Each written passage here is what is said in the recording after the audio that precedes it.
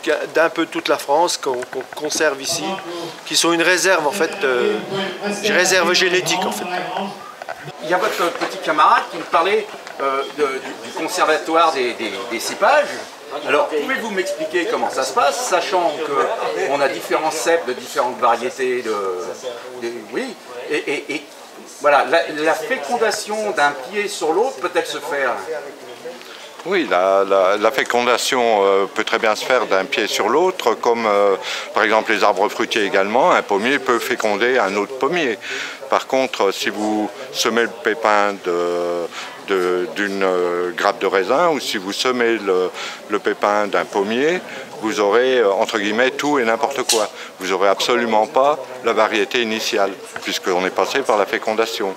Donc, les viticulteurs, depuis la nuit des temps, au lieu de semer des pépins, pratiquement ils font ce qu'on appelle maintenant des clones. Ils prennent un petit bout de bois, ils le plantent en terre directement, ou ils le greffent, ils font des boutures, ou ils le marcotent comme des fraisiers pour avoir le même. Autrement, ils n'auront pas le même, ils auront une diversité pas forcément intéressante. Et merci pour cette précision, monsieur. Parfois, on se pose de grosses questions, de graves questions d'ailleurs, parce que c'est quand même existentiel le vin. Hein, ah, complètement. C'est toute une culture. Je vous remercie pour cette précision, monsieur. T'as vu un peu les pièces? Oui, non, mais c'était incroyable ce qui a été jamais. Vous êtes le maître brasseur? Je suis le maître Barbapapa. Vous êtes le maître La Barbapapa, c'est moi. Oui, messire Messire Barbapapa, oui. Il était bon le blanc? Il était excellent, oui. Je vous le recommande. Hein, le blanc. Mais là, je trahis un peu l'association, je suis à la bière. Elle sait faire que ça alors. Que ça. Oui, merci, elle est au 50. Bon, après, il y a ça. Barbapapa, par ici, qui veut le Barbapapa?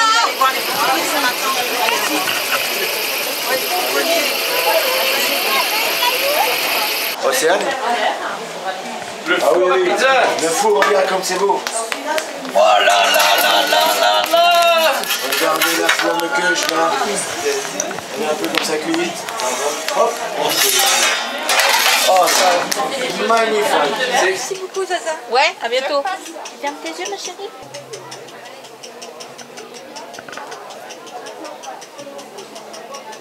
Beaucoup de dextérité dans votre geste, madame. Ben, on essaye. C'est après beaucoup d'années aussi. Je commence à avoir peur, je tremble là. Oh là là là là là.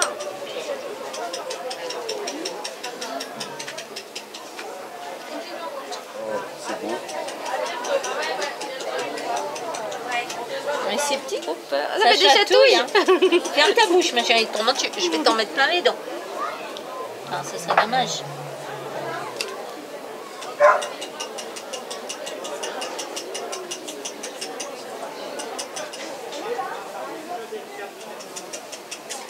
Parce que souvent, c'est ça, ils mettent le rouge à lèvres de maman.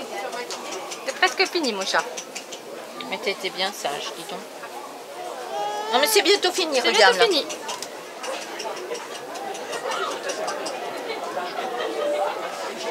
Non, laisse bien les yeux fermés, hein. Je mets des paillettes.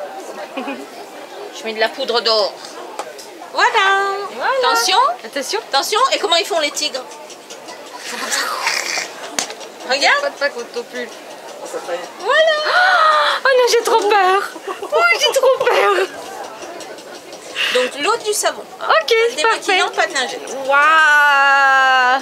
C'est trop belle. Regardez-vous. Qu'est-ce qu'elle est belle. À vous les filles. Trop belle. Attends, faut que maman elle sorte. Attends. Il n'était pas méchant, l'ours de Trian. Il amusait les gens, les petits et les grands. Il était si pâteau qu'il était rigolo. Il se levait tout haut sous Léa et Léo. L'ours de Trian. L'ours de Trian. L'ours de Trian. L'ours de Trian.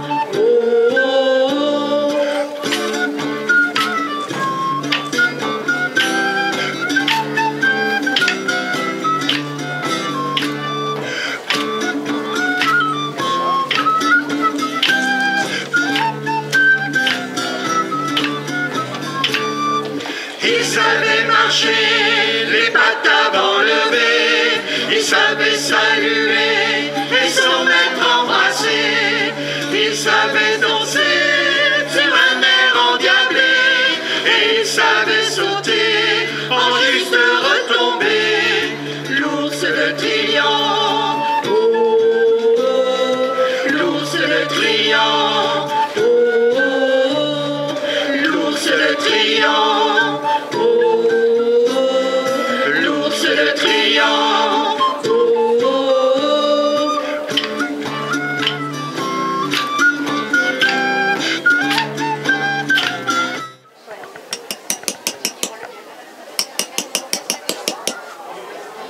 Bonjour monsieur le tailleur de pierre. Bonjour monsieur le caméraman.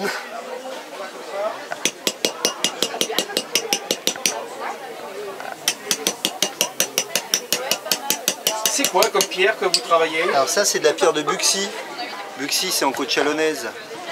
C'est une carrière qui n'existe plus d'ailleurs. Elle a été fermée il y a quoi? Il y a 2-3 ans. Mais je travaille aussi la pierre de Comblanchien. Essentiellement la pierre de Bourgogne comme le Massangy aussi. Ce sont des pierres qui se travaillent bien. Elles sont très dures, c'est des pierres les plus dures de France pour le Comblanchien, mais ça se travaille encore assez bien, c'est assez cohérent dans la texture en fait. Mais c'est pas du calcaire? C'est du calcaire. C'est du calcaire. C'est du calcaire. De vrai marbre, il n'y a que le marbre de Carrare, qui est une roche métamorphique. Que le calcaire, c'est sédimentaire, c'est quand il y a eu des mers, elles se sont formées avec la boue des sédiments. Et on a des nuances de couleurs qui vont pour le Buxy du marron au gris, au rouge parfois, violet. C'est assez hétéroclite dans les couleurs. Les animaux vous inspirent? Ouais, je fais quelques nus féminins, mais la plupart du temps, je préfère et je m'en sors mieux avec les animaux. Comme dans la vie. Oui.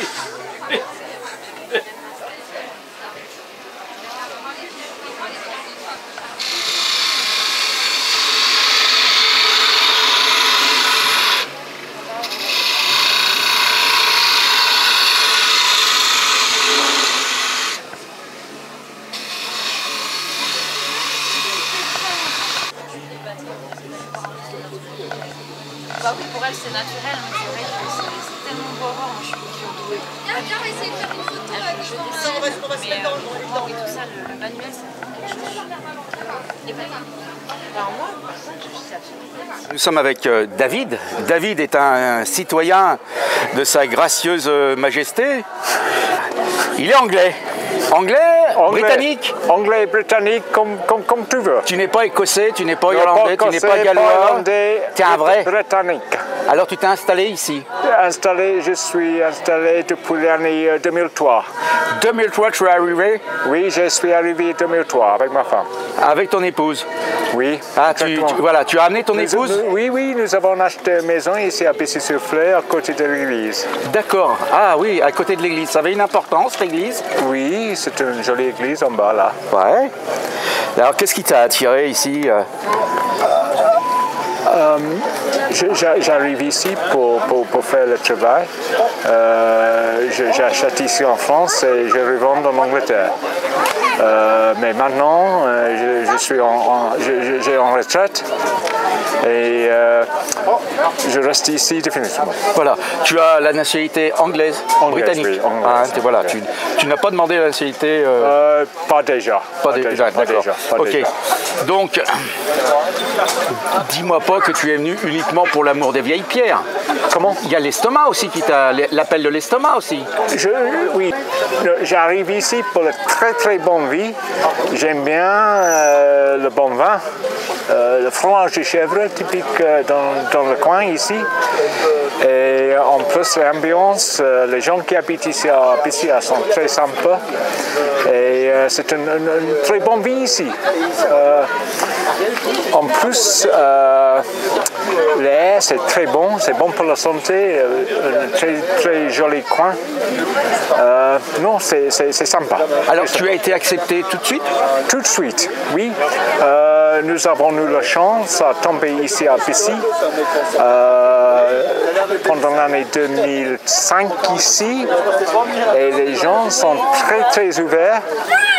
Et le château ici à Bissy, c'est bon pour ça, parce qu'il y a beaucoup à faire ici. Et non, les gens sont tous ouverts, c'est un très bon. Alors tu fais partie de l'association pour la rénovation du château de Thiers? Oui, depuis l'année 2005. Ah oui, c'est tôt. J'ai fait beaucoup de marchés ici, et pendant les derniers 15 ans, pas beaucoup a changé, mais c'est très bien. Ah oui, c'est une très bonne époque pendant le mois de mai, quand il y a le marché ici. Il y a beaucoup à faire. C'est bien. Ouais. Très bien. Alors, il y a d'autres Anglais par ici? Non, il y a encore un Anglais qui habite de l'autre côté du village. Il est marié à un Français. Mais après ça, il y a des Hollandais. Après ça, non, c'est pas beaucoup des étrangers qui habitent ici. Bon bah David, je te remercie de nous avoir accordé ces quelques mots.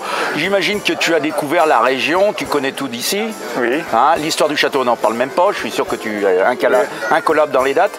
Et le Mont Saint-Vincent, tout ça, tu connais tout. Oui, le Mont Saint-Vincent, oui. Est-ce que tu connais le Brionnais? Le Brionnais, un petit peu, oui, parce que nous avons passé Saint-Christophe-en-Brionnais souvent pour le bon viand, le très bon bouffe là-bas. Et nous avons trouvé de très bonnes promenades autour de Saint-Christophe-en-Brionnais. C'est bien. C'est un très joli village. Nous sommes allés là-bas souvent pour chercher le bon vin, le bon viand. Bonne viande, et puis il y a de bons restaurants, je te garantis qu'il y a des bons restaurants. Mais pas beaucoup de bon vin là, mais bon viande. Non, oui, bonne viande, et bons restaurants. Oui. Oui, en plus, le bon restaurant et le marché chaque mercredi matin avec les charolais et la vraie vie ici en France. Voilà, c'est bien. Je te remercie David. Ah, c'est rien. Bon, longue vie à toi. Merci beaucoup. Au revoir.